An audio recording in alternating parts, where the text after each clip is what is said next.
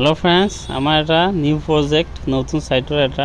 সেটিংৰ কাম চলি আছে তো ফাইনালি আজি আমাৰ সেটিংটো কমপ্লিট হৈ গল গ্ৰাউণ্ড ফ্লোৰ আৰু ইয়াৰ স্কয়াৰ ফিটটো হল 2200 স্কয়াৰ ফুট আছে আমাৰ এই বিল্ডিংটোৰ গ্ৰাউণ্ড ফ্লোৰ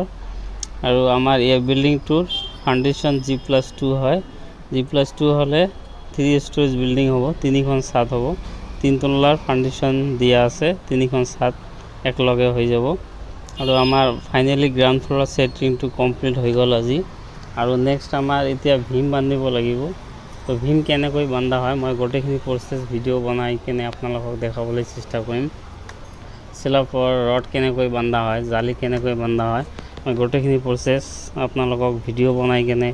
দেখাবলৈ চেষ্টা কৰিম যদি ভিডিওবিলাক ভাল লাগে প্লিজ লাইক কমেন্ট শেয়াৰ কৰিব আৰু সাপোৰ্ট কৰিব তো আজিৰ ভিডিওটো আছিল এইটোৱে মিলতে हैं नेक्स्ट